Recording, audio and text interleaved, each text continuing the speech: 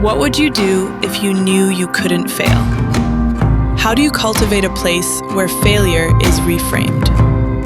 Talented young Christians could change the world if activated, but most spend years preparing for someday without ever getting their hands dirty today.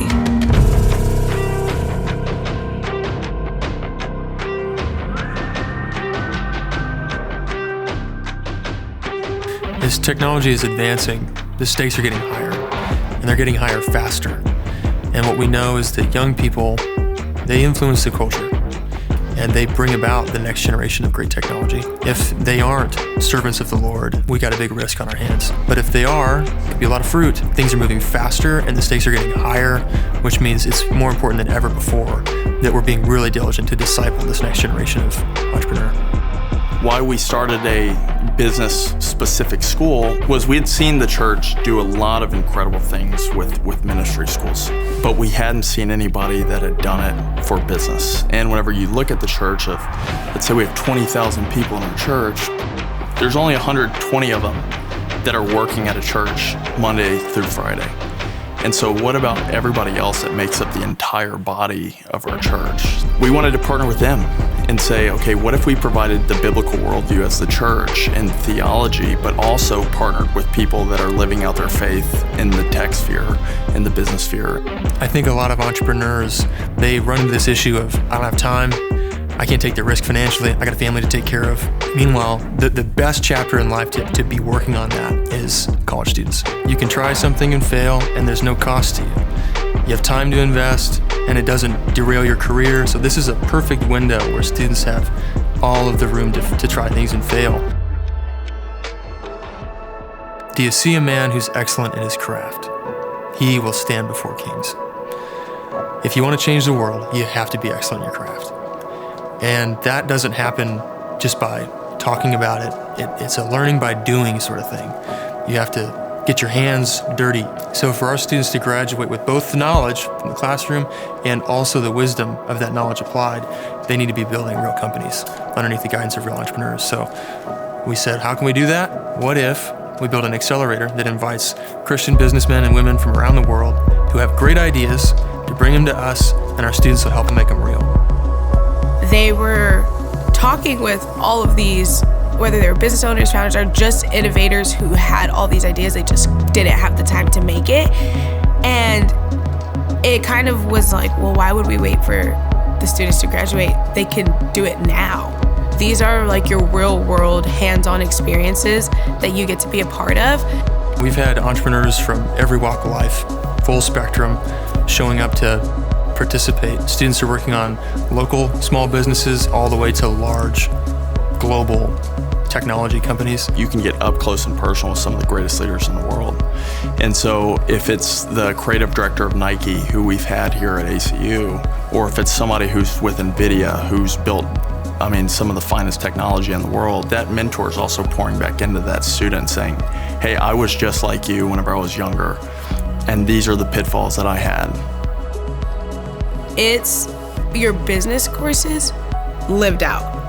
So I remember writing about, I'm gonna develop a marketing plan and I'm gonna build a brand and then I'm gonna pick the color palette. But now I'm actually doing that with some of the projects that I'm working on. And it's really cool to see that your courses can actually come to life in a safe space to fail, to kind of figure it out. Students, for example, they might have an idea or they're a little afraid of failing.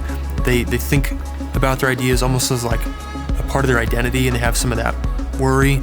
But when they work with these world-class entrepreneurs, they see that this doesn't have to be a part of you. You have total freedom to fail, have an idea and test it, prove that it's wrong, and fail fast, pivot, and find the market need. That's not a natural way of thinking for anybody, but them seeing these entrepreneurs in calls with the students and with clients, they just live that way.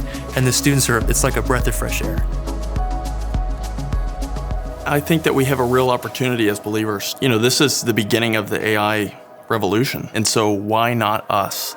We think that we're called to use this tool to help, educate the next generation of leaders around the world. And so what better time than right now, whenever there's a huge cultural moment Way back in the day, hackathons originally were about companies or organizations that knew they had data to protect, and they had built, think of it like a big brick wall around it. So they would put out a purse, basically hire hackers, say, if you can figure out a crack in our wall and get in and breach the system, we'll pay you this prize money if you show us how you did it. The Glue team decided, why don't we do that except for the kingdom? And we were basically, at ACU, given the opportunity to pitch an idea. So within the AI world, AI and human flourishing, we had the opportunity to pitch that, to hopefully go to Colorado and then make our whole debut with this product. Surprisingly, I won that competition, the pitch competition, and was kind of pushed lovingly into this role of creating this product. So yeah, Prism was really my intro into this whole world. Prism takes any form of media, so videos, podcasts, audio clips, and turns it into a fully interactive experience. And this idea kind of came to me. I was sitting in my car listening to this way out of my league podcast, but I was like, man, I wish I could ask this crazy professor a question, because it could dumb it down for me to really understand this material. And that's where the idea was really birthed. With the technology, with AI now, we can take the user's knowledge base, we can take their voice and likeness, and then give people the ability to have that one-on-one tutoring. So the main heart behind it is to give that ability, is to bring the tutor right to you, to where you could talk to it, it responds in their voice, and then also transpose it to any language. Places in Mozambique, Africa, where they don't have free to access education could log into Prism and then talk to some world-class professors in their own language. The support that I got from both ACU, the accelerator program, and just those connections as a whole was huge. That was really the reason why I was able to build anything meaningful within that time. The hackathon was a fun experience for the kids. This was a great example of them getting a taste for what it's like to build something and realize just how far-reaching their own potential is. There were something like 700 people competing, 26 countries around the world. We brought 2 student teams, and one of them won the whole thing. Disruption brings opportunity. I think the world, so oftentimes we see the noise of disruption that we miss the opportunity. And I think what you're seeing here with Austin Christian is this opportunity to reimagine what is education, and to reimagine in a place where everything's being shaken up. To say, you know what, let's take people further. Let's take people closer into the front lines and not talk about things in the abstract, but let's prepare people to build and build while they're here. And as a parent, I know that that's something I have an incredible value for, is I don't want my kids just to talk about it, the theoretical. I want them to live and learn skills. The potential for impact is beyond anything and everything that we could even imagine.